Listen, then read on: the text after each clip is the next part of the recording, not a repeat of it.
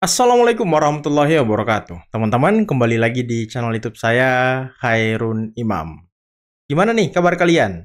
Semoga kita semua selalu diberi kesehatan, kemudahan, dan juga limpahan rezeki dari Yang Maha Kuasa, teman-teman ya. Nah, di video kali ini kita akan melihat bagaimana Roy Suryo CS sepertinya mulai kalang kabut, mulai terdesak, karena netizen mulai meluapkan kekesalannya, mulai meluapkan kemarahannya terhadap Roy Suryo, Tifa, Refli Harun, Edi Mulyadi yang beberapa waktu lalu mereka mendatangi makam keluarga dan juga ibunda Pak Jokowi, dan di sana mereka melakukan tindakan-tindakan yang tidak beradab.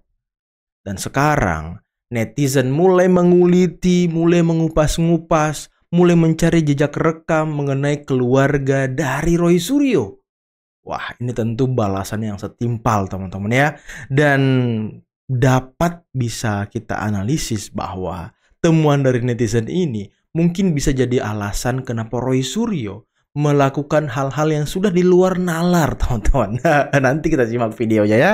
Nah, selain itu, Rismon, salah satu peneliti abal-abal dari gerombolan pembenci Pak Jokowi, kemarin atau hari Jumat kali ya, dia mendatangi Polda Daerah Istimewa Yogyakarta untuk menanyakan tindak lanjut dari laporan beliau. Waduh, laporan beliau.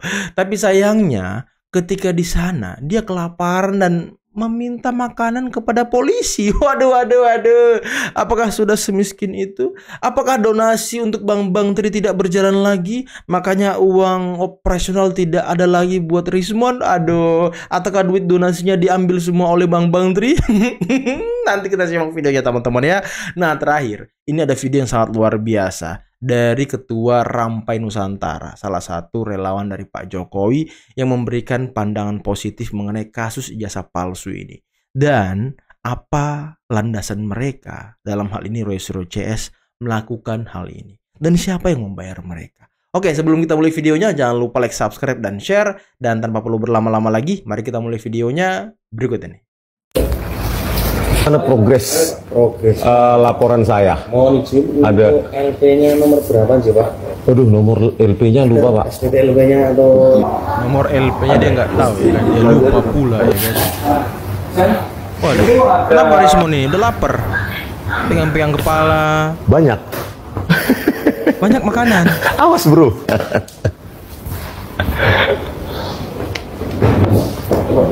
Oke, enggak. Mangga. Itu saya datang berarti snacknya udah habis ya? Oh, mau snack. Polisi tolong kasih snack, jangan dihabisin snacknya. Rismon juga mau ya kan. Ya, sampai dengan sekarang ya, semenjak kami menikah, saya dengan istri saya Ririn tahun 94 ya. Jadi 94. sudah lebih dari 21 tahun ya menikah. Sampai dengan sekarang masih berdua. Masih ya, berdua. jadi ya itu dinikmati karena pacaran saya tahu terus dong ya. Nah, iya pacaran terus. Iya. Karena saya tahu Asik. pasti Tuhan Yang Maha Kuasa, Allah Subhanahu wa taala ini pasti punya zaman kecilnya Jokowi. Ya, kampung Palu Arit. Begitu. Terus di situ memang saya sempat di warning sih. Ini hati-hati, ini daerah namanya Kampung Palu Arit.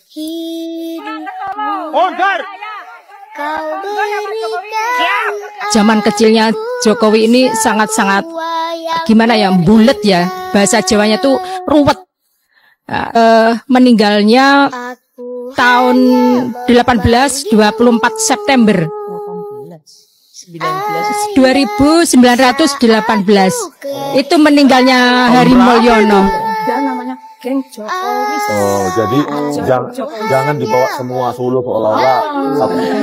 Gelar muda itu beli. Waduh. Rupanya ternak mereka sendiri ya kan. Dari gerombolan mereka sendiri. Emang sekarang kalau kita lihat yang memfitnah, yang menyerang, yang selalu mengganggu keluarga Pak Jokowi, yang memberikan informasi-informasi yang salah, itu dari kelompok-kelompok mereka sendiri, teman-teman.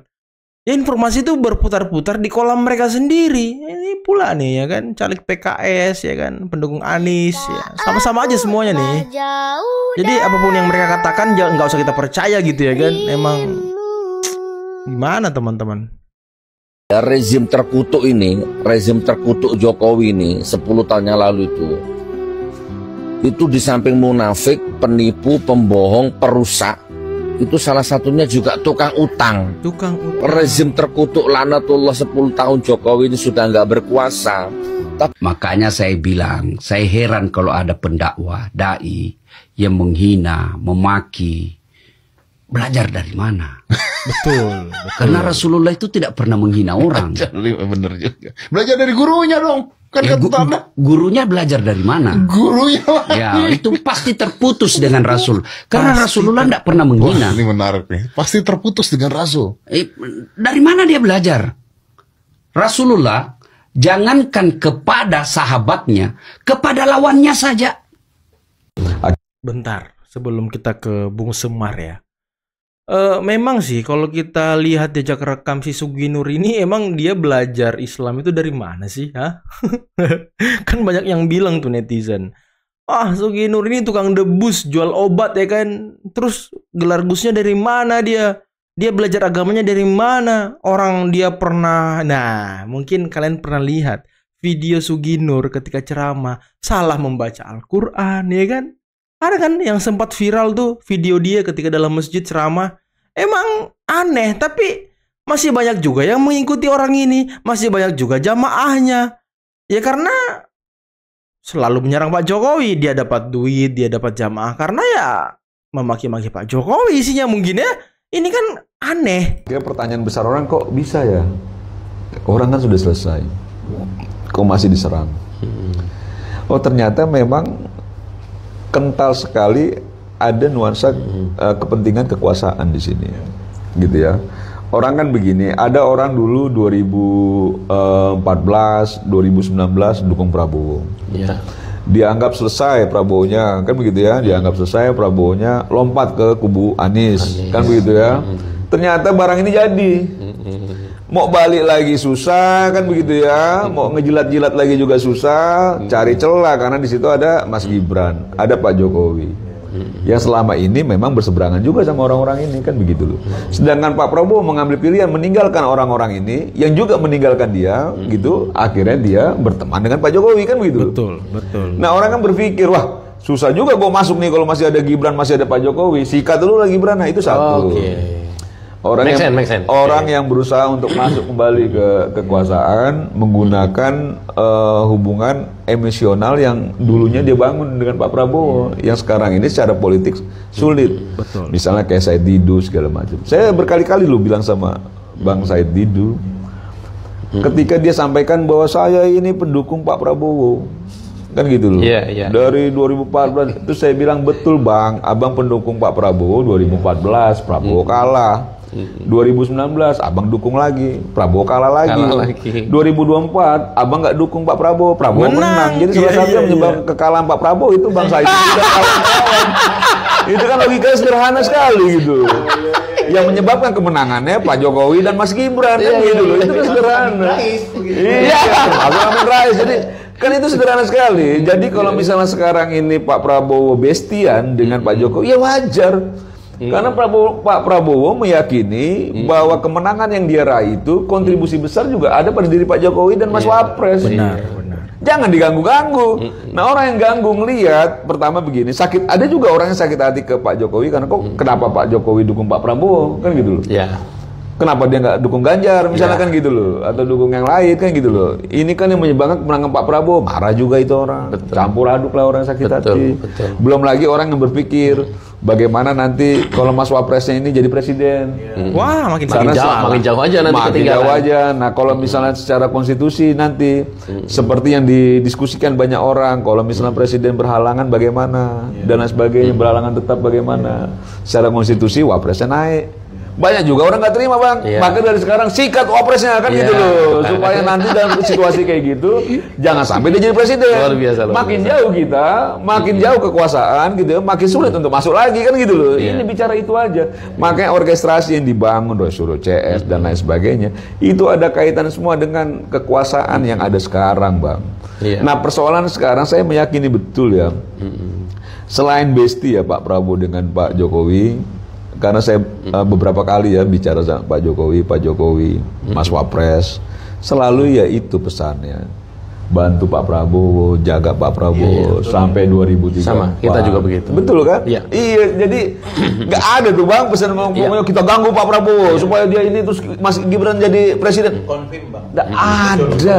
Dengan YouTuber Nusantara datang ke Mas Wapres, tahu nggak jawabannya beliau? Saya nggak masalah, Bapak sama saya itu kemudian dijadikan bahan-bahan sasaran tembak. Tapi please jangan Prabowo, terutama programnya Pak Prabowo, gila nggak?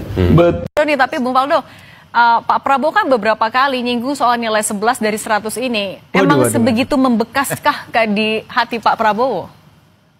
Ya, saya kira itu menunjukkan bahwa Pak Prabowo nggak ada dendam sama sekali kepada Mas Anies Baswedan. Santai ya kan? Dan kami kira hal itu diulang berkali-kali ya karena bagi Pak Prabowo ini adalah sebuah momen juga untuk menjelaskan tidak ada masalah sama penilaian dari pihak lain atau pihak luar. Yang menarik adalah narasi meritokrasi bukan koneksi, tapi kami kira ini soal kolaborasi Mbak Cindy, bahwa memang pemerintah hari ini itu sedang menyiapkan lompatan bukan nostalgia masa lalu, karena meritokrasi itu bukan hanya sekedar slogan ya kami kira, karena kita melihat pemerintahan tidak hanya menilai orang dari seberapa banyak dia bicara atau pidato gitu. Kalau pidato Pak Anies top lah gitu. Kalau ada lomba pidato tuh juara 1. Tapi kan dari hasil kerjanya. Dan ukurannya adalah output, kinerja. Siapa yang bisa eksekusi, siapa yang bisa selesaikan masalah. Kalaupun tidak bisa, ya kena evaluasi. Kita lihat udah sekitar 4 kali reshuffle.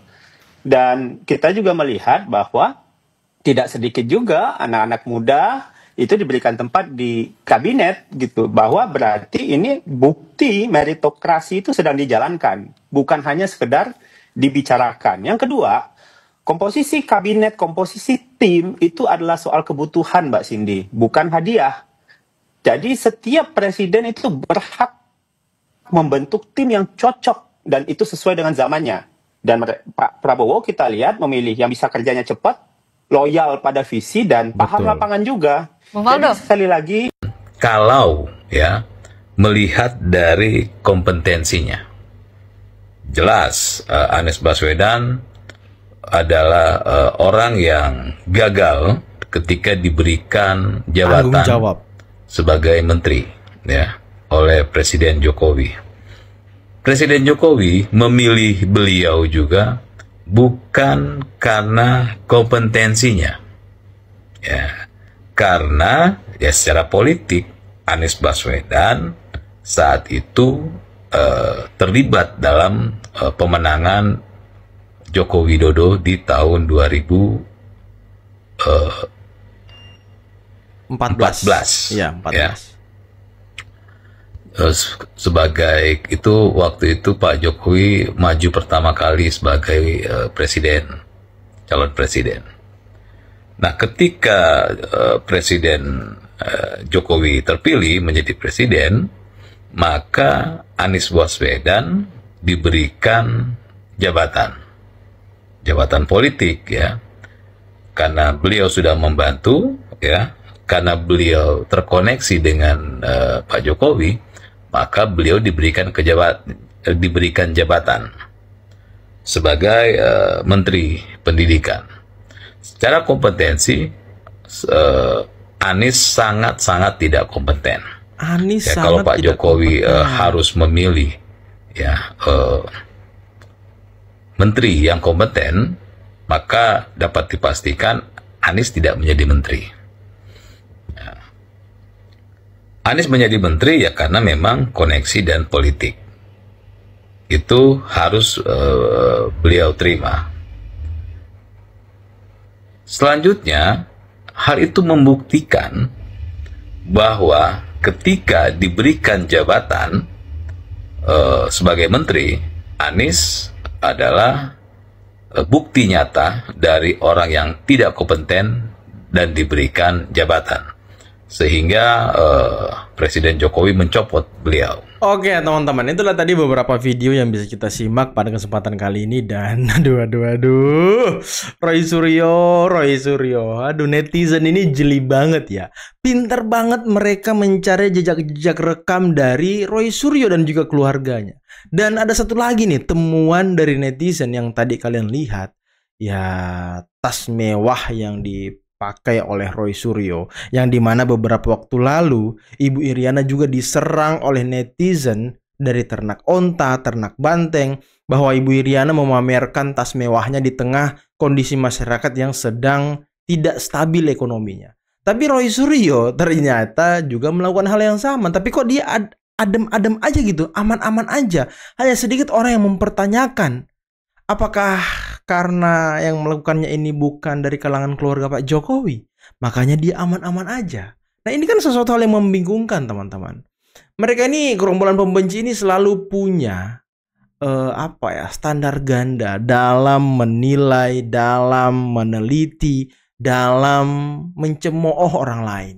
Kalau dari kelompok mereka yang melakukannya, ya tidak bakal disenggol, tidak bakal dikulik-kulik. Tapi kalau dari lawan-lawan politiknya, wah habis teman-teman, selesai. Dan tadi penjelasan dari Bung Semar mengenai motif dari Roy Suryo CS melakukan serangan-serangan politik terhadap Mas Wapres Gibran dan juga Pak Jokowi itu sangat luar biasa ya. Karena memang kalau kita lihat ya, Amin Rais, Said Didu, gerombolan Purnawirawan, terutama Sunarko, siapa lagi, Rocky Gerung, dan kawan-kawannya lah ya. Mereka ini pendukung Pak Prabowo di tahun 2014 dan di tahun 2019. Tapi ketika di tahun 2019 terjadi mungkin serangkaian tapi kerusuhan besar di Bawaslu yang akhirnya membuat beberapa nyawa menghilang, membuat Pak Prabowo waktu itu memerintahkan pendukungnya untuk tidak melakukan aksi demonstrasi lanjutan dan meminta pendukungnya untuk menerima keputusan dari Bawaslu dan juga KPU. Dan nanti mereka akan bertarung di Mahkamah Konstitusi. Ketika putusan Mahkamah Konstitusi ini keluar dan Pak Jokowi ditetapkan sebagai pemenang pemilu Pilpres tahun 2019. Nah, kedua tokoh ini bertemu di stasiun, teman-teman. Dan mungkin hasil pertemuannya itu ya akan melakukan rekonsiliasi agar perpecahan di akar rumput di tengah-tengah masyarakat itu bisa teratasi. Tapi anehnya, gerombolan-gerombolan pembenci ini, utamanya dari kelompok FPI, kelompok HTI, kelompok siapa lagi ya, kelompok Amin Rais, kelompok Said Didu dan kawan-kawannya, itu mereka malah mengatakan bahwa Pak Prabowo ini pengkhianat karena rekonsiliasi dengan Pak Jokowi dan masuk ke dalam kabinet Pak Jokowi di tahun 2019. Ini kan konyol. Dan sekarang ketika mereka tidak mendukung Pak Jokowi, Pak Prabowo malah mendukung Anies, ya mereka kalah lagi dan Pak Prabowo menang. Nah, mereka mau masuk ke lingkaran kekuasaan dengan ya seperti kata Bung Semar tadi, membawa hubungan-hubungan emosional, membawa jejak-jejak masa lalu ketika mereka berjuang di samping Pak Prabowo. Waduh. Tapi sayangnya mereka tidak bisa melakukan itu, tidak bisa masuk seenaknya begitu saja ya, karena ada Mas Wapres Gibran dan juga Pak Jokowi di sana. Karena kan mereka memang ini benci akut kepada Pak Jokowi. Makanya kan setiap mereka ini menghantam, menghajar Pak Jokowi, ya mereka juga sambil menjilat Pak Prabowo. Mereka mengatakan Pak Prabowo itu sangat luar biasa, kepemimpinannya sangat luar biasa, berbeda dengan Pak Jokowi. Malah mereka menyerang Wapres, bukan presidennya. Biasanya pemerintah itu yang diserang presidennya, Wapresnya ya adem-adem aja. Tapi ini yang anehnya, yang disikat terus malah Wapresnya. Dicari-carilah ketika ada musibah, dicari-carilah ketika ada peristiwa. Ya kayaknya sih baru Mas Wapres Gibran yang diperlakukan seperti itu. Tapi biarkan aja lah teman-teman. Mungkin itu juga bisa menaikkan elektabilitas dari Mas Wapres Gibran. Oke, mungkin cukup sekian dulu video kali ini. Jangan lupa like, subscribe, dan share videonya. Akhir kata, billahi taufiq wal hidayah. Assalamualaikum warahmatullahi wabarakatuh. Bye-bye.